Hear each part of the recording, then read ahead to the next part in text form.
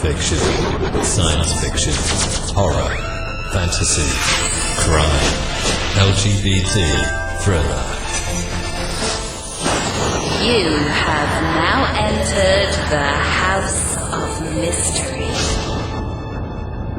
with your hosts, Eric Shapiro, David North Martino,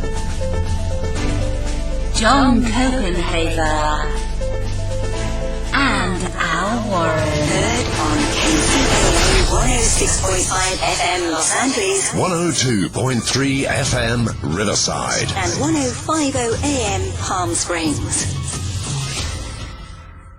Douglas Caddy, thank you for being here. Well, thank you for inviting me to be on your program. I'm honored to do so. It's good to have you. Wow. So you've had quite the life. It's the way to start. Let's first of all, let's talk about you, so people know who you are. How did you get into the legal business and come across some of the people like E. Howard Hunt and Liddy and stuff? So were you a practicing lawyer? Let's talk about back in the day and how you started. Well, I cover this in my new autobiography that just came out. It's called Being There, Eyewitness to History. And I trace, I really actually start off in New Orleans, and which is relevant here in New Orleans in the 1950s. In 1954-55, I was in high school in New Orleans, going to Alcee Fortier High School, and Joe McCarthy was up for being censured, and my parents suggested I go to a rally in Audubon Park, which was nearby, to support Joe McCarthy. They were very big fans of Joe McCarthy. Okay. I was just in high school. But I went there, and they asked me to set up a card table in the French Quarter opposite St. Louis Cathedral, and which I did, and I got signatures for Joe McCarthy because the people going in and out of the cathedral are Catholic, and so was Joe McCarthy.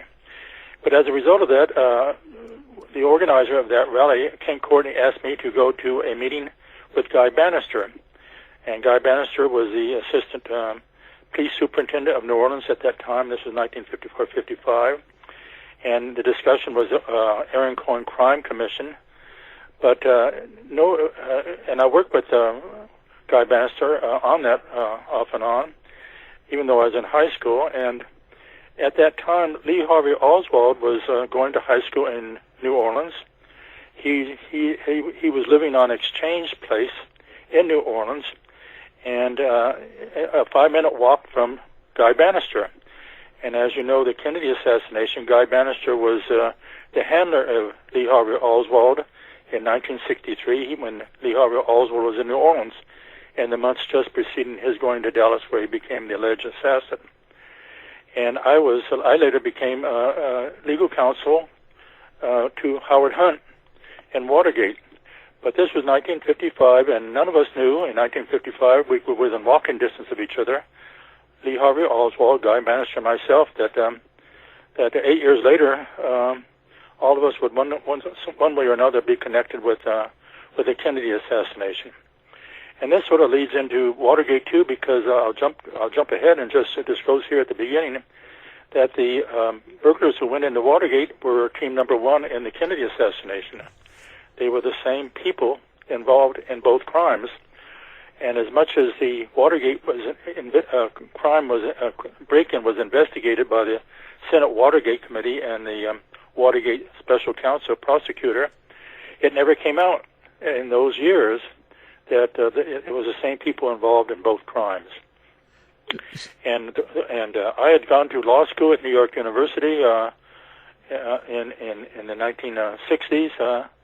And I when I was graduated from law school, New York University Law School, I went to work for General Foods Corporation in White Plains, New York. General Foods at that time was the world's largest food manufacturer, Post cereals, Maxwell House coffee, and all sorts of things you would even recognize today. And they sent me to Washington after 2 years to be their Washington representative. But they said they wanted me working out of the Mullen Company, which was their public relations firm. And so in 1969, I was transferred from White Plains to Washington. And 6 months after I started working out of the Mullen Company, I was a General Foods employee, but I was working out of the Mullen Company for the first year until General Foods wanted to set up its own separate office. Howard Hunt showed up on the scene. He'd been placed there by Richard Helms, the director of the CIA. And he was allegedly entering retirement, but I don't know whether these CIA agents ever retire formally. And so we started talking, and it turned out that the godfather to several of Howard Hunt's children was William F. Buckley, and I'd written for William F. Buckley's magazine when I was at Georgetown undergraduate, and knew him well, and so we bonded. And then I left General Foods' employ about 1971, early 71, and went into law practice. And Howard Hunt was actually my first client at ordinary legal matters. But when Watergate broke on June 17th, early mornings of June 17th, 1972, which is when the Watergate burglars were arrested, Howard Hunt called me from his office in the White House and said, could he come over? He had an important matter to discuss. And I said, come on over. I lived about a mile from the White House in Washington, and as it turned out, about a mile from Watergate, the Watergate complex. And so Howard Hunt came over. This would be about just after 3 a.m. in the morning, and he told me what had occurred. It came as a complete shock to me, and I realized the significance of it. He told me that the arrest of the 5 burglars at Watergate and how he and Gordon Liddy had escaped because they were actually in the hotel that adjoins the Watergate office building, where the Democratic National Committee had its offices and where the burglars were arrested. And so that's how I got involved in Watergate. So Howard Hunt. Yeah, so you're saying that same team with E. Howard Hunt and G. Gordon Liddy. So were they involved in the Kennedy assassination as well? Well, Howard Hunt admits you can listen to his confession, his deathbed confession on the internet that he gave to his son, St. John Hunt, before he died, in which he discloses that he was approached. He says he was a bench warmer, but my information is he was much warmer than a bench warmer in the assassination. And allegedly he was the spotter for Frank Sturgis, who was one of the burglars and who was one of the shooters from the grassy knoll of the assassination. And if you read Howard Hunt's autobiographies, he was very anti-Kennedy, anti-JFK, because he blamed the failure of the Bay of Pigs invasion in June of 1961 on Kennedy's I won't say last minute, in the middle of the invasion is when Kennedy decided to call it off. And he had his own valid reasons for doing so, but the Cuban Americans never forgave him for doing that, nor did the CIA. And he as a result of that, JFK fired Allen Dulles, the director of the CIA, because he thought that he had been only inaugurated in January. He felt that he had been trapped into a much more complicated military operation than he had been briefed about. Now, how can you tie LBJ to E. Howard Hunt? Well, in his deathbed confession, he lists about 8 individuals that he says, most of whom are CIA agents whom he knew intimately, as being involved in the Kennedy assassination. But he says in his deathbed confession, which again you can listen to on the internet, that LBJ was at the top of the pyramid at that time, and LBJ was vice president then, and he maintains that the top of the pyramid conspiracy to kill John Kennedy was LBJ. And strange enough, years later, when I left Washington and moved to Texas, I ultimately became legal counsel to Billy Saul Estes, who was one of the most famous crime figures in America, and who was LBJ's bagman and secret business partner. And LBJ died in the midst of the first Watergate trial in 1971, and in 1984, Billy Saul Estes asked me to represent him in getting immunity from the Justice Department so that he could tell what he knew about all the crimes that had been committed by LBJ.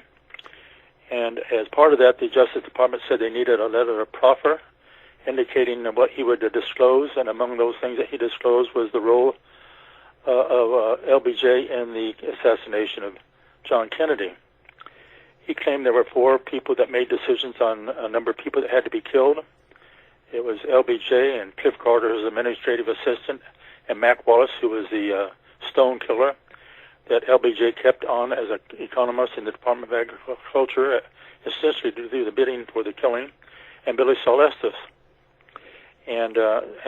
But Billy Saul Estes, Billy Saul Estes said that he said that at the top of the pyramid in his own way, that the top of the pyramid was LBJ, and he was the bagman for LBJ and knew LBJ intimately for 25 years. And so neither Howard Hunt or Billy Saul Estes had ever had contact, but both of these famous figures targeted LBJ as being at the top of the pyramid of the assassination of Kennedy. Well, being that he was part of that then in the same group that did the assassination, and most of that group as well, you're saying, was involved in Watergate. So was LBJ aware of Watergate or involved with it as well with the same group of people? No, he was not. No, he was not. Watergate was an operation. Well, I have to indicate this. After I went to work for this law firm in Washington, and Howard Hunt was one of my clients, he asked me to write a letter of reference for him to join the staff of the White House. He'd been invited to join the staff of the White House by Cliff Colson, one of Nixon's closest aides, because they were both alumni of Brown University. But he needed for the file letters of reference, and I was glad to do so. And as it turned out, we know from the history of Watergate, that it was really John Dean, who was counsel to the White House counsel, who made the decision to send the burglars in on June 17th. And Gordon Liddy actually was a team leader, but underneath him were Howard Hunt and the 4 Cuban Americans, and also James McCord, who was a former high official, you might say, was a high official in the CIA. Wow. So now, how do you, going back to Watergate, who were the people that were involved with Hunt and Liddy? Well, you had the 4 Cuban Americans. We'll start off with the top of the team was Gordon Liddy. And I have to disclose as part of as I do in my book, that I was working for this law firm in Washington, and in April, a partner of the law firm got a call from George Webster, the chairman of the Lawyers Committee for the Re-election of the President, saying they needed a lawyer to be volunteered to work for the Lawyers Committee for the Re-election of the President, and I was volunteered by my partner. So I called George Webster to get my assignment, and he said, report to John Dean, White House counsel. And I said, wow, I'm starting at the top. So I reported to John Dean, and he gave me these ordinary campaign assignments. And then later on, he said I should report to Gordon Liddy, who was legal counsel to the Finance Committee, which was separate from the Committee for the Re-election of the President, to the Finance Committee for the Re-election of the President. And so I did legal work for Gordon Liddy, really legal campaign research work is what it was.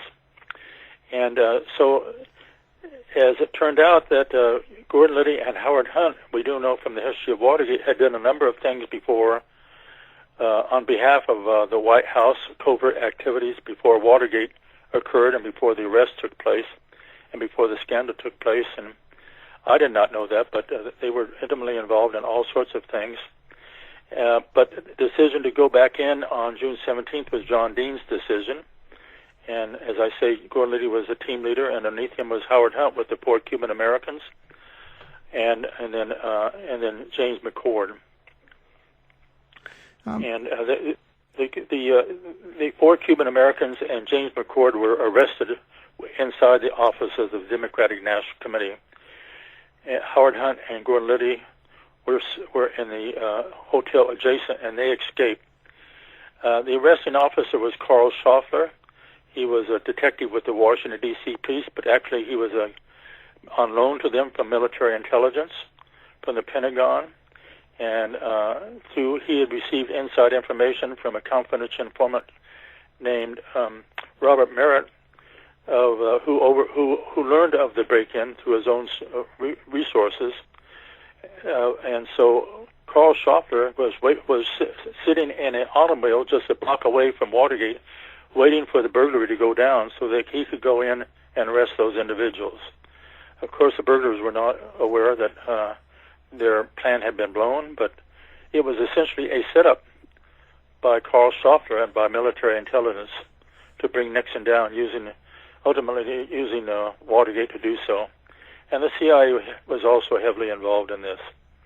The reason the military intelligence and the CIA and the NSA and other law enforcement agencies wanted Nixon brought down was he had started the Houston plan, which was a plan, he had started that 2 years previously to Watergate, and this fellow I mentioned, Robert Merritt, was the sole employee, and it was to compete with the compete with the FBI, with the CIA, with the NSA, and all these agencies, and to do things that they would not do.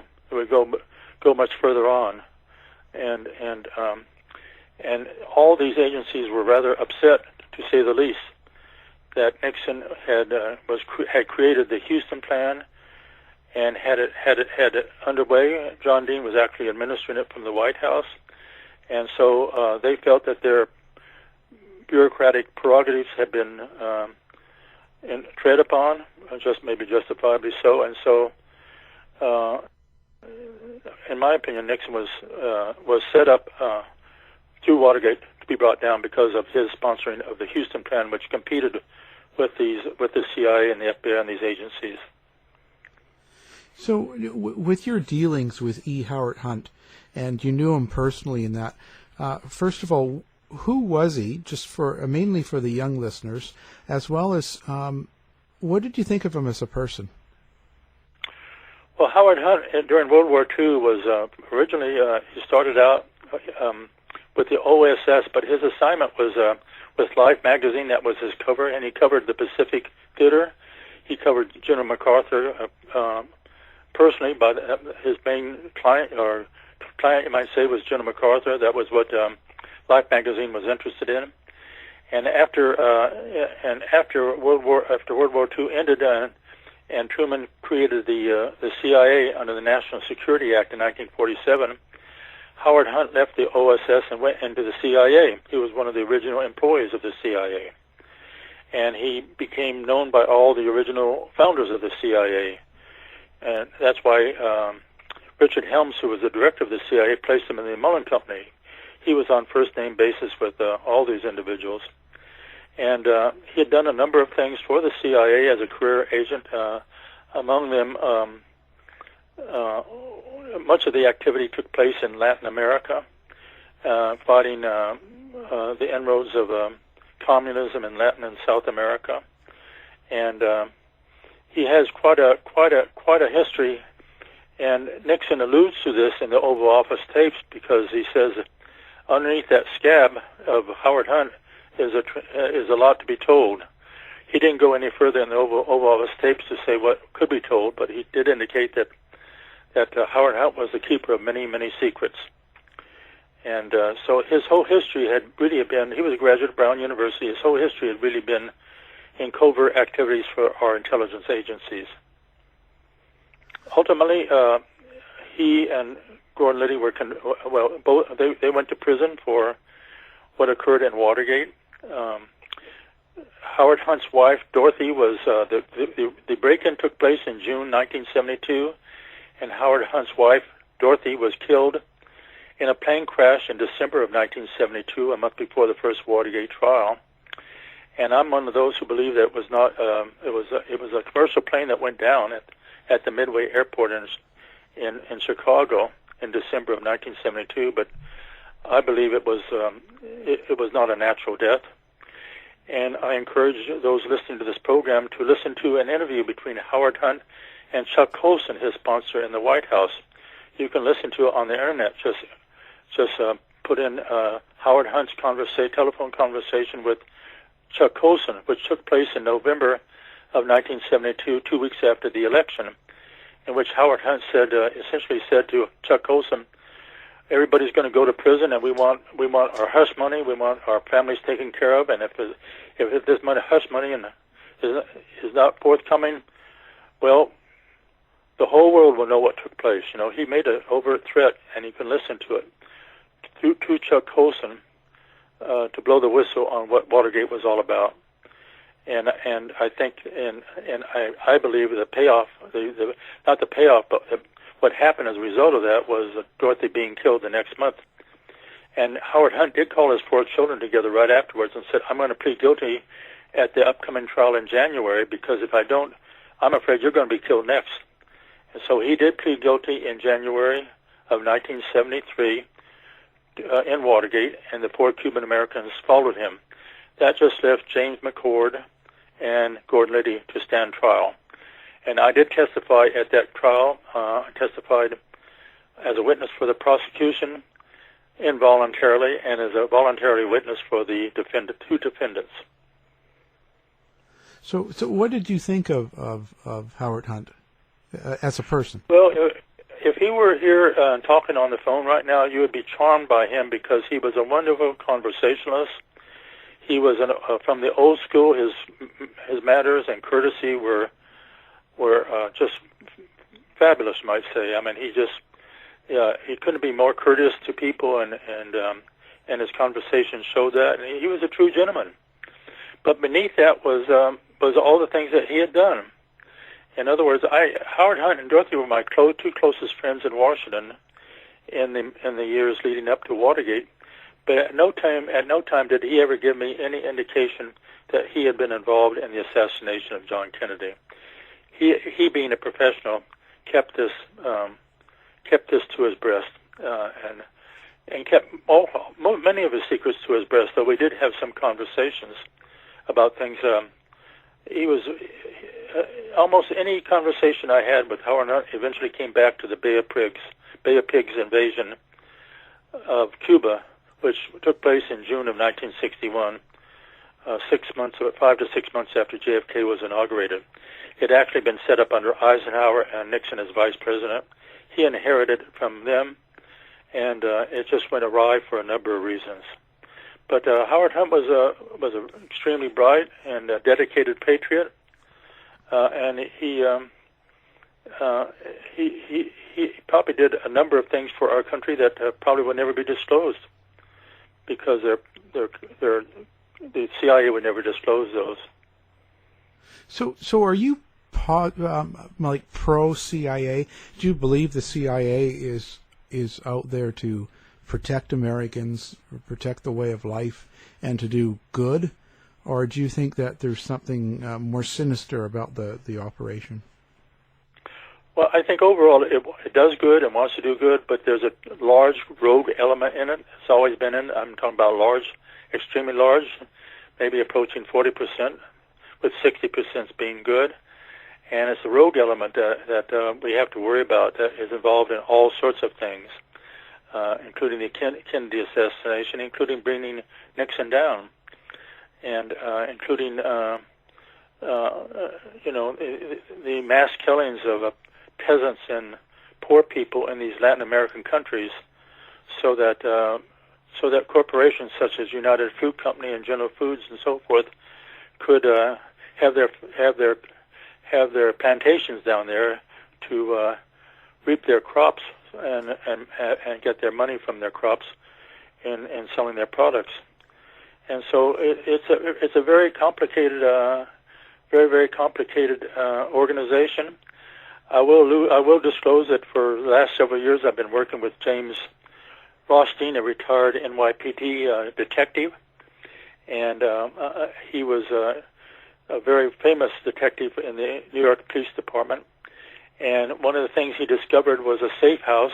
There were actually 3 safe houses operated in the 1960s, and they may be operated today for all we know, which we call them safe houses, but they're really houses where the CIA brought targets, people they wanted to compromise, and they would have them engage in sexual activity voluntarily, and then record this and they use it as blackmail to control these people. And one of these, 3 small children were killed. And James Rothstein and his partner uncovered this.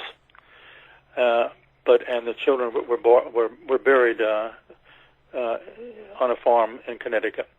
My point being, this was the evil side of the CIA, because those children did not have to be killed as part of that sexual activity, but the target was apparently so important that they went and did so. So there's all sorts of things that take place in the CIA that we have very little knowledge of. The CIA was very upset, in my opinion, with the fall of Batista when Castro took over, had the revolution in Cuba, because the casinos that were run in Havana at the time was where the CIA laundered its drug money from around the world. And they lost that when Castro took power, because Castro shut down all the casinos and shut down the prostitution rings too. He said, "I don't want our women to be prostitutes like they have been under the CIA and under the previous Cuban regime, Batista's regime." So the CIA was definitely heavily involved in the Kennedy assassination. But once again, we just know that they do wonderful things too. It's such a complicated organization, and I do fault them that they are still withholding thousands of documents on the Kennedy assassination that they should disclose, but they're still withholding those, and until those are disclosed, we'll never know what information is being withheld. So do you think the CIA, in the rogue part of it, the 40%, who runs that? Is there someone within that internal group that is in charge, that makes these plans, or is there a group of people that do this, or does it just sort of work as an entity and go where it will? Well, I don't know at the present time, but at the time of Watergate, it was Kennedy assassination. The Kennedy assassination. Let's focus on the Kennedy assassination. Right. It was Allen Dulles. Allen Dulles was the director of the CIA. He was fired by Kennedy as a result of a debacle with the Bay of Pigs. And James Angleton continued on with the CIA. But these were two powerful people who were leaders of the rogue element, even though Allen Dulles was a director of the CIA. And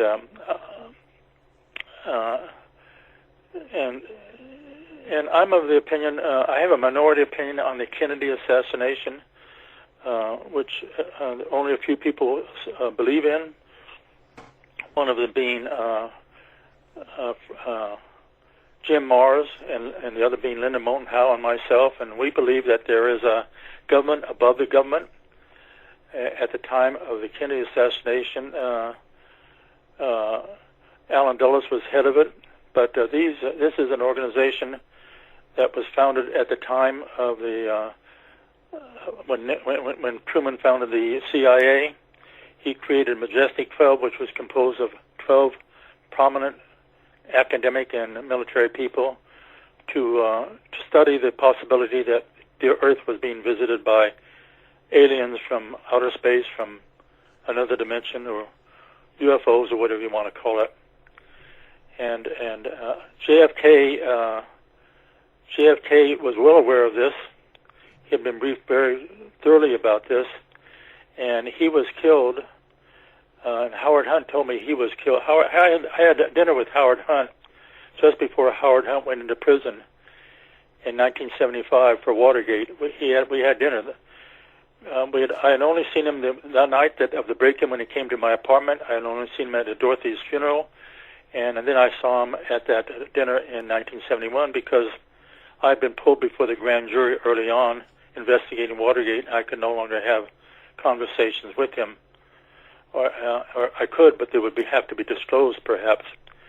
But outside of the restaurant in Yinxin Palace in Washington, I asked Howard Hunt why Kennedy had been assassinated, and he said Kennedy was in the process of giving our most vital secret to the Soviets, and I was stunned by that. And I said, "What was that?" And he said, "The alien presence."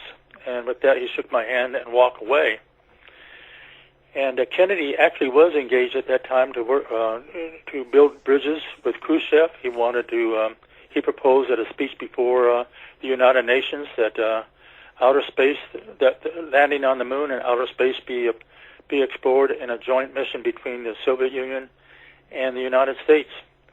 And he was building other bridges with with Khrushchev too. And this scared. I call it the not the deep state. I call this the dark state. This scared the dark state, which is really above the deep state, and that's why they had to get rid of John Kennedy. He was about to give our most vital secret to the Russians.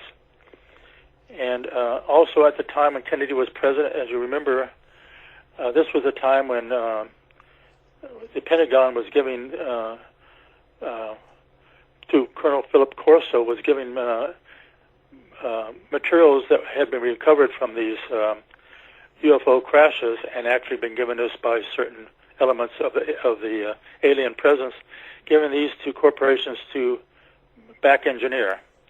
Many of the marvels that we enjoy today came from that. And this was another thing that the deep state was scared of. They were scared that Kennedy would give these same materials to the Soviet Union and let them back engineer it too. What was the reasoning behind Kennedy giving Khrushchev and the Russians the information? Like explain that in the sense that so I can understand. I'm just trying to figure out why Kennedy was doing that. Well, the Bay of Pigs was 1961. Then we had the Cuban Missile Crisis in 1962, which nearly led to the first nuclear war between the Soviet Union and the United States. Right. But out of that came building the bridges, personal bridges between JFK and Khrushchev. And the feeling, as I understand it, the belief on Kennedy's part was it was time to build a bridge and see if there were not things we would have in common, that we could engage in common with the Soviet Union. And also he felt that in order to deal with the alien presence, such as it was, or such as it is, we needed the cooperation of the second most powerful country in the world at that time, which is the Soviet Union. And that was his motivation. And he made certain steps in the months before he was killed to indicate that was what he was trying to do. And this scared the deep state, and they had to get rid of him, and which they did, and with LBJ they had a trusted vice president. I wanted to step back for a minute. You mentioned Dorothy Hunt. Yes. And the plane crash. How is it that they killed her when she was on the plane that crashed? Like, can you detail that a little bit more? Well, the plane allegedly crashed through pilot error at Midway Airport. But it was a commercial plane, and a number of people were killed. And it's always been, if you read St. John Hunt's, Howard Hunt's son's book, Bond of Secrecy, he makes a very strong case that it was so important that Dorothy be killed to shut Howard Hunt up. Howard Hunt was going to go to trial in January, and he had threatened to blow the whistle on what Watergate was all about. And Dorothy actually was a courier from some of the hush money, and so it was important to send a message to Howard Hunt that he had to be quiet, he had to shut up, which he did. He immediately called his. I went to the funeral of Dorothy. It was the most moving experience, one of the most moving experiences in my life. I arrived at the Catholic church there in Maryland, and Howard Hunt crossed the parking lot and embraced me. He was crying. He couldn't console Howard. He was crying, and then I started crying, and then the interment was a nearby cemetery, and it was something out of a novel or a book, because there was lightning and thunder all around us. We were at the top of the hill as the casket was being lowered into the ground, and but none of us none of it hit us or anything like that. None of the rain hit us. It was just lightning and thunder all around. It was something unreal. But it convinced Howard Hunt enough. Her death convinced Howard enough that his children could be targeted next, and that's why he pleaded guilty. Wow. Now, you mention in this, for your book being there, you talk about JFK's secret son, and who is that, or what's that about?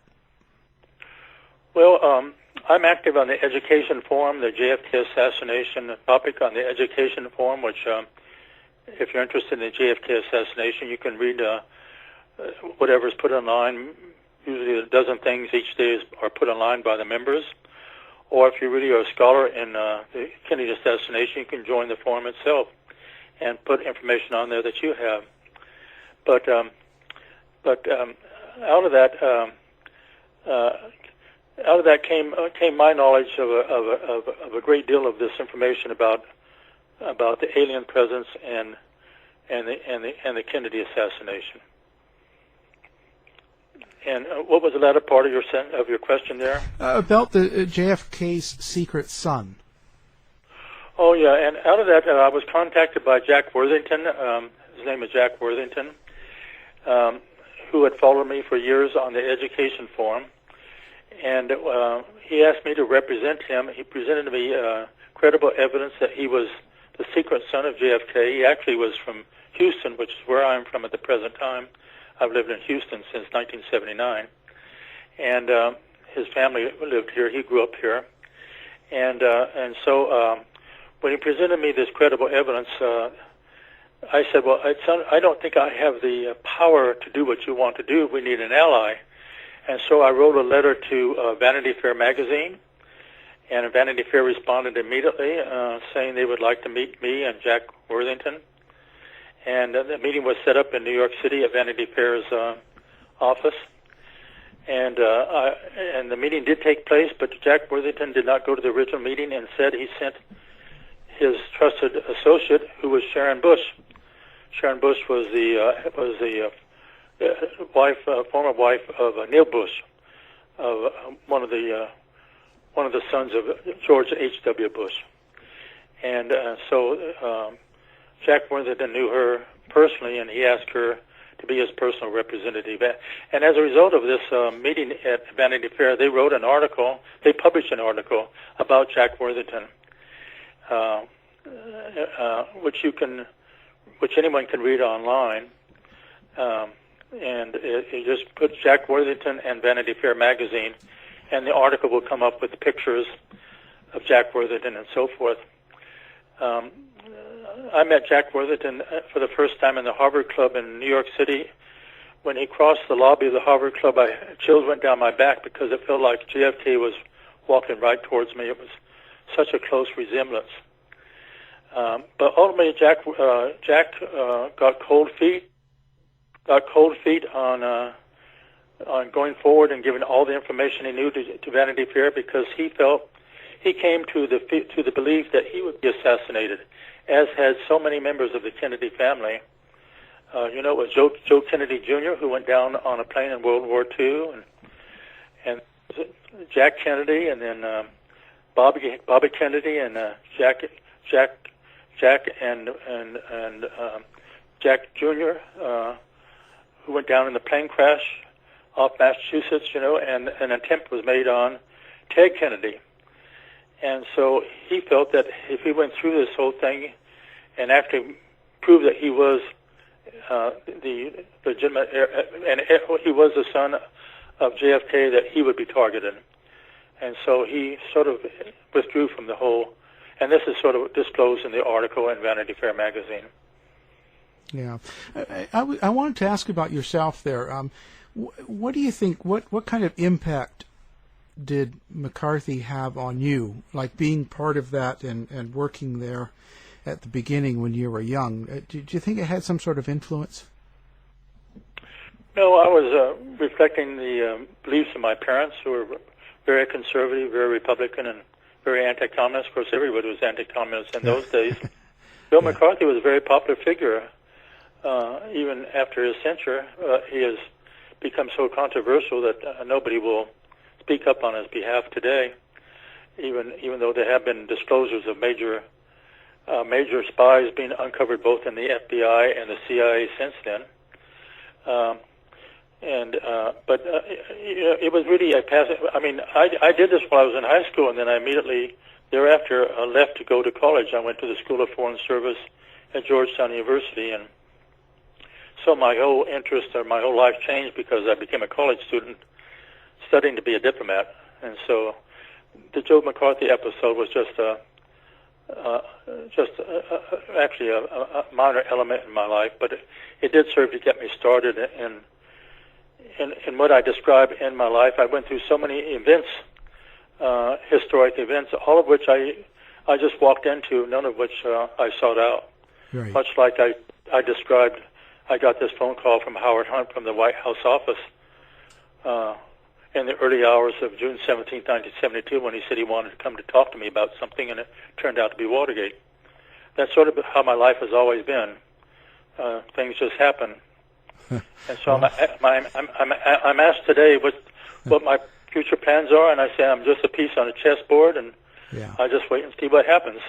You know? What's your assessment now of all of the Russia involvement of late with the government, elections, Trump, all the different aspects? But there's been a lot of talk about Russia, and what's kind of your interpretation of that?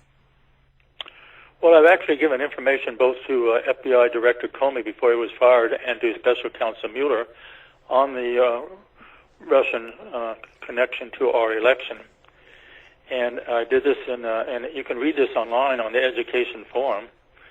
I did this because I was contacted by a representative that I knew from the LaRouche organization in January of I'm beginning to orient myself here, of 2016, the presidential election in 2016. And he said, his name was Harley Schlanger. He said, will you put me in touch with Roger Stone? And Roger Stone was very close and has been very close to Donald Trump. They both were proteges of Roy Cohn. Roy Cohn taught them what they know about politics. And so I agreed to do so. And then it turned out thereafter that the LaRouche organization, if you read that dossier that was prepared by that British intelligence officer, it disclosed at that famous dinner in December of 2015, where Putin was present and General Flynn was present. That was a dinner on behalf of Russia Today, the media outlet, that the LaRouche organization had a delegation there. And so it turned out, essentially, in my belief, that the LaRouche organization was given an assignment at that dinner or at that meeting that went on there in Moscow to get close to Trump or to people around him. And so I put Harley Schlanger in touch with Roger Stone, and they became a team together. And I lay this out in a letter to all of this with the documents and emails and so forth to Special Counsel Mueller, and I say essentially it's up to you. I don't have the wherewithal to investigate this, but there is a section in the law called misnomer of felony, and what it is that if you have knowledge that a felony may be planned or has taken place, you have an obligation to call this to the attention of a court or to a law enforcement agency. And if you don't do so, you could be charged with being charged with a felony yourself for not disclosing this information. So I felt, as an attorney, I had an obligation to disclose this to Special Counsel Mueller. And we do know from the news accounts that Roger Stone is being heavily investigated by Mueller and may be in deep trouble. And we'll just have to wait and see whether any of the information I gave him will play a role in what comes down in that. I do believe it was a concerted attempt by Russia using Trump. Trump has been very close with Russia for many, many years, really going back, I think, to 1987. And I think that I don't think we had a fair election. I don't think our election was an honest election in 2016. Yeah, there's a lot of people that agree with that. I'm surprised that the U.S. has been so anti-Russia and Soviet, and especially the conservatives. And it seems to be, as of late, they're a lot more open to Russia, more positive talking. Well, I visited Russia in 1974 at the height of the Cold War, and I came back and proposed to Human Events, which was a conservative publication, that I write an article because of what I saw over there. Essentially, it was just the people were so poor, the poverty was so evident everywhere, and that but the military was so strong, but it still was like a Potemkin village. But when communism fell about 1991, the United States was stupid, or the people in Washington were stupid, and the way they handled this. And this was George H.W. Bush, I think he was president then, was he not?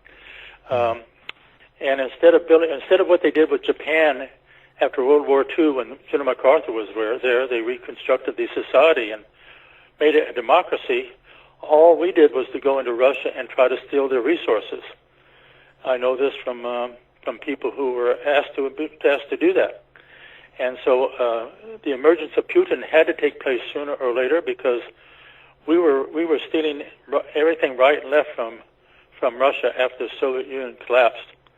And Putin came in and rescued his country, and in some ways I can understand and sympathize with what he did to salvage what he did in Russia, and why he feels and the enmity that he has towards the United States, actually towards Hillary Clinton, because when he tried to, or when he ran again to be the head of the Soviet Union, our CIA and through Hillary and so forth made every effort to make sure that he would fail, but he did not. And so he got even by using Trump to rig our election, and Trump was more than willing to do so. I think Trump is heavily compromised, heavily blackmailed by Russia. Yeah, he's certainly about the money, and what he can get out of things. That's for sure. Certainly not the character of a president like Kennedy or something like that. Yeah, but if we'd only handled it after the communism fell in 1991, if we only handled Russia differently, it would have been different. The whole world would be different. But it was these capitalists in the United States who are so greedy they never can get enough money, they can never get enough power, and that's what happened. We went in there to really to rape Russia of its natural resources, and it could turn out. Russia today could be a vital, vibrant democracy, just like Japan became after World War II, but our stupid leaders led us astray, and now we're paying the penalty for that. Yeah, and just one last thing before we go, the book just came out in May 25th. It's on Amazon, and I imagine most bookstores. It's called Being There: Eyewitness to History, and it's by Douglas Caddy. Do you have a website as well? No, I do not, but I'm very active on Facebook, and if anyone would like to reach me, they can do so through Facebook. Fantastic. I'm going to have your book linked on our website as well, so our listeners can just click and pick it up, and it's been a real honor having you on the show. I really appreciate all the things that you've done and putting out the book and passing on the information. Well, thank you so much. I'm honored to have been on the show. Thank you so much. Great. Thank you. To find out more about our show, guests, or to listen to past shows from our archive, please go to www.houseofmysteryradio.com. Show's over for now. Was it as good for you as it was for me? Well, good night. This has been a production of Something Weird Media.